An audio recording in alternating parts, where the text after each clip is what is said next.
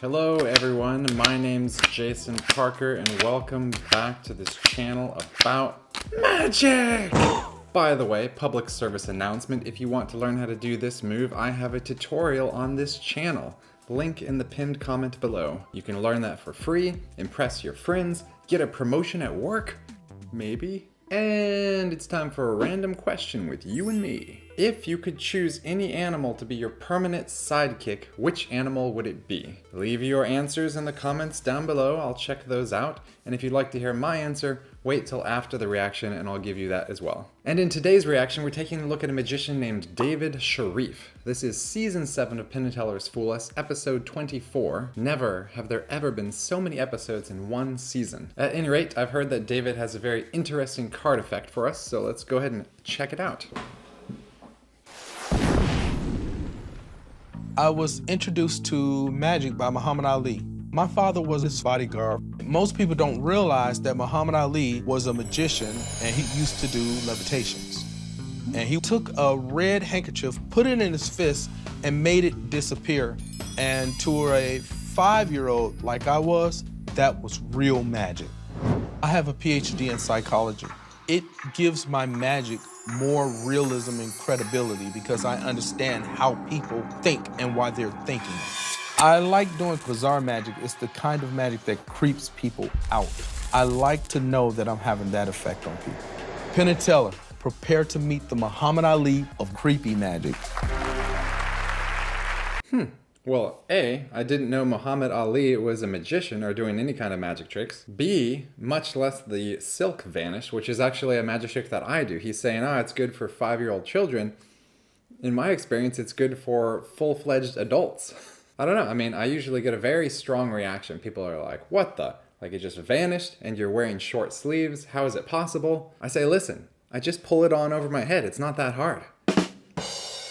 But anyway, I'm just saying that I get a lot of mileage out of that one and I feel like people still enjoy it. What about you? Have you seen this effect performed before? If you say no, then I know you haven't watched my Magic with Friends video where I perform it myself. And C, don't know why I'm holding up 3 fingers. D, I noticed at one point he did a magic effect where he tore off a match and threw it lit into his mouth. There's actually a different effect called Lit by Dan House that I've been meaning to learn for a long time. And per the instructions, you are supposed to actually do that. You know, and I could never bring myself to actually do it. There was provided an alternate way to perform the effect, and that's kind of what I went with. But I always felt like it would be much more effective and cooler to literally throw it into your mouth. What about you? Would you have the nerve to throw a lit match into your mouth? Have you thrown a lit match into your mouth? By the way, I am not at all advocating doing that. Proceeding. Prepare yourself for the moody magic of David Shareef. Hi. Hello, Allison. It's good to see you. You too. I want to tell you a story. This is a true story. I swear you can look it up on all over the internet. Okay. Several years ago in New Hampshire, there was a man riding his motor scooter home around 8 in the evening on a dark stretch of road. True story. He was hit and killed by a taxi cab driver. Somehow, once he insisted that it's a true story again, I kind of feel myself not believing it. No, it's really a true story, I promise. Did I mention that it's true? And in the back of the cab, this taxi cab driver had a passenger. A year later, on the same stretch of the road, around the same time of the evening, the man's twin brother, riding the same motor scooter, was hit and killed by the same taxi cab driver with the same passenger in the back seat. Now that's a coincidence. I'm gonna try and create a coincidence for you, but a lot less deadly, okay? Please. Are you ready? Yeah. All right, now here's what I want you to do. I'm going to have you to cut about half the deck and put it in my hand. Okay. Good. And you're going to take the other half for yourself and put it in your hand just like this. Okay. Good. Now, here's what we're going to do. Just going to go off emotion, all right? So I'm going to go through the cards, and I want you to do the same thing. So just do what you're doing? Yeah, just go through the cards. Okay. See if I can go with one here. Yeah. You got one? Yes. Good. I'm going to go with that one. Okay. Okay.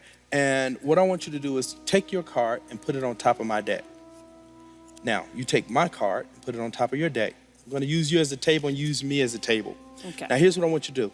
Just take a peek and see how we did. Okay. Wow. Okay. Put your card down here on the table. There you go. Just that one? Yes, yes, yes. Okay. And this is the card you gave me. Mm-hmm. Let's see how we did. The ace.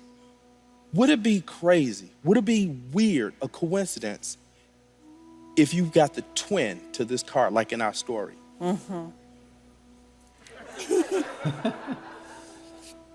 And that's our first coincidence. That's crazy, isn't it? Yeah. I tell you what, here's what you do. You can give your cards a cut, Okay. just like I did. Huh. Good, good, good. Now, here's what we're gonna do. We're gonna do the same thing. We're gonna go through the cards and pick out one that stands out to you. Okay. You got one? Yes. And you can take my card and put it on top of your deck. And I'm gonna take yours and put it on top of mine. Good. This time, let's do it a little different. Because Penn and Teller is watching me. They want to say, where's this sleight of hand is gonna happen? Okay. All right, but I'm that good, it's not gonna happen. I have a pen. So here's what we do. I'm gonna put a little smiley face on yours. Oh. Okay, yeah, yeah. And then you put your initials or draw a little picture I on do mine. smiley faces too. Okay. There's another coincidence. But I'll do my initial too. Difficult spectator. Let's let them see that is your card. Okay. That one on the right's not really a smiley face. It's more of just a face. And now put it down on the table. Okay. Wait, I didn't look at it. Should I have looked No, at you don't have to look at it. Because I'm praying that this is gonna work. On the count of 3, I'm gonna turn them both over. Okay. Oh. 1, 2, 3. And that's the second coincidence. But Allison, it could have happened no other way. It could not have happened any other way. This is the only way this could have turned out. Do you know why? Well, I'm not riding a motorbike tonight, for sure. Because there are no cards. I know you're holding a deck saying, wait a minute, I'm holding a whole deck. Mm-hmm. No, literally, all the rest of the cards are blank. Turn yours over. Go ahead. What? Yeah, that's a pretty nice. coincidence. David Shareef! That's crazy! Yeah, that's magic. But that is an absolute true story. And the weirdest part of the story is the 2 twins that were killed in that story were married to 2 twin sisters. Aww. You can look it up. All right, I'm gonna go ahead and give you my thoughts before we proceed and hear from Penn and Teller. By the way, did you know that the 2 wives that were twins, that they had 3 daughters who were also all twins together? Those twins had 6 roommates, also twins.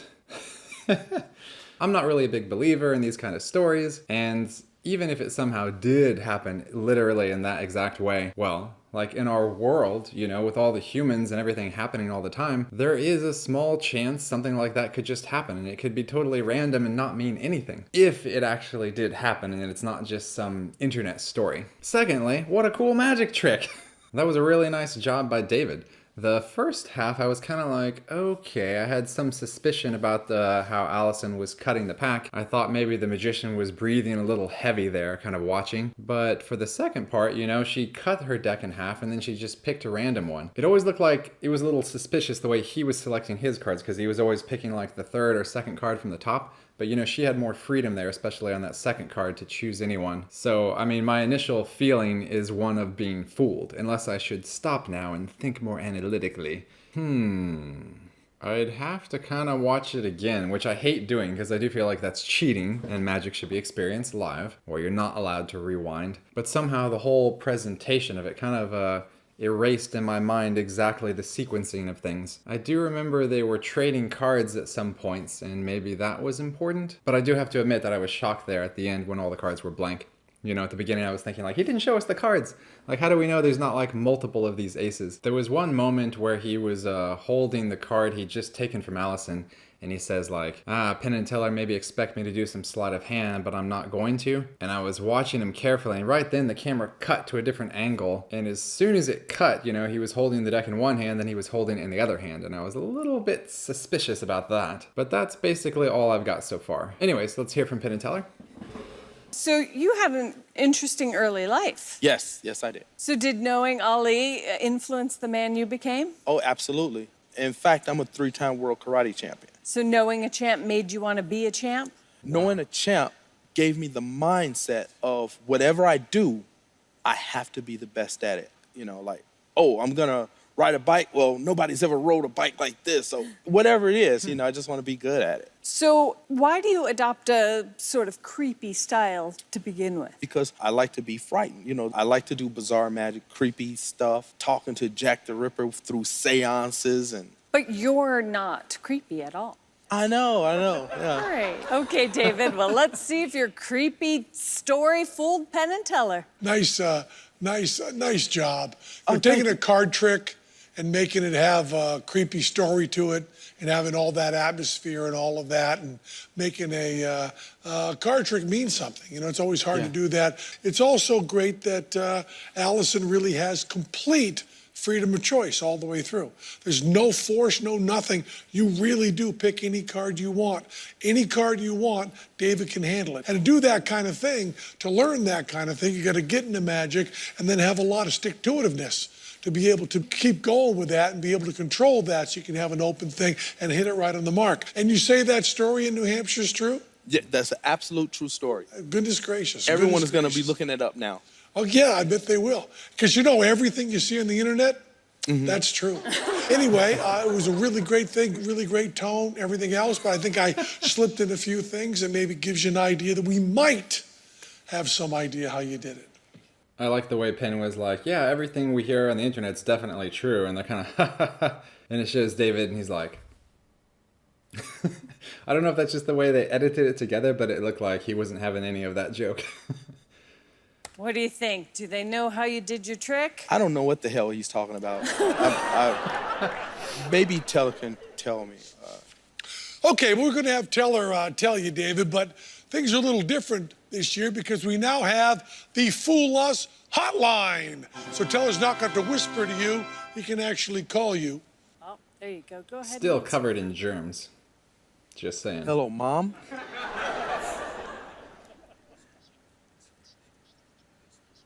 Oh, okay. All right. Okay. All right, I got it now. First of all, I just want to say he sounds like Marvin the Martian. Secondly, they got me. They busted me.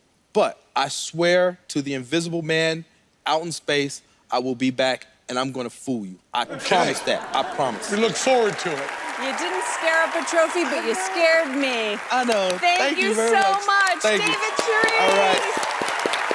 Thank you. All right, let me give you my conclusionary thoughts. First off, there's an invisible man living up in space?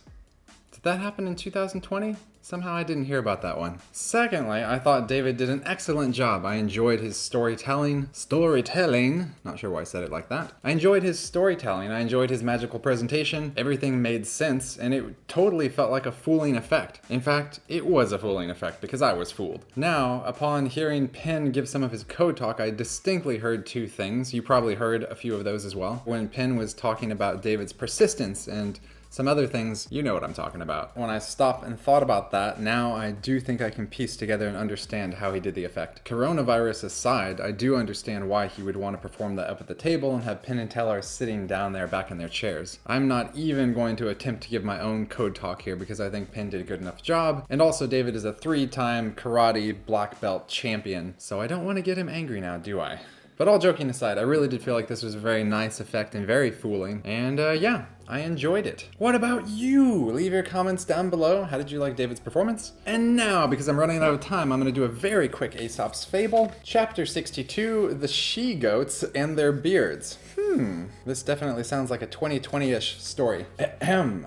Jupiter granted beards to the she-goats at their own request, much to the disgust of the he-goats, who considered this to be an unwarrantable invasion on their rights and dignities. so they sent a deputation to him to protest against his action. He, however, advised them not to raise any objections. "What's in a tuft of hair?" said he. "Let them have it if they want it. They can never be a match for you in strength." What can I say about this? Generally speaking, I try to stay as far away from politics as possible on this channel. So, I basically can't say anything. Sorry, I'm not going to touch that one with a 10-foot pole. But I do look forward to reading your comments about that Aesop's fable down below. I'll be interested to hear what you think. And, oh yes, I promised that I would answer that random question from the beginning of the video. If you could choose any animal to be your permanent sidekick, what animal would it be? I would choose a human, because it would be great to have a human sidekick. I could talk to him, he would understand me. If I pick a cow as my sidekick, how's that gonna help me? And my human sidekick could like help me with magic, help me study, make coffees for me. Was that supposed to be sidekick or servant? Okay, if I were really to try to answer the question in the spirit of it, I would probably pick like a parrot or a falcon that I could send out, you know? And then when it comes back, we could communicate telepathically. Because really, I gotta be able to talk with my sidekick. Or like a big like puma, you know? That could like attack and bring me nice snacks from the jungle. Something like that. Anyways, thank you guys for being here. Thanks for watching the video. Hope you're having a wonderful week, and I'll see you next time.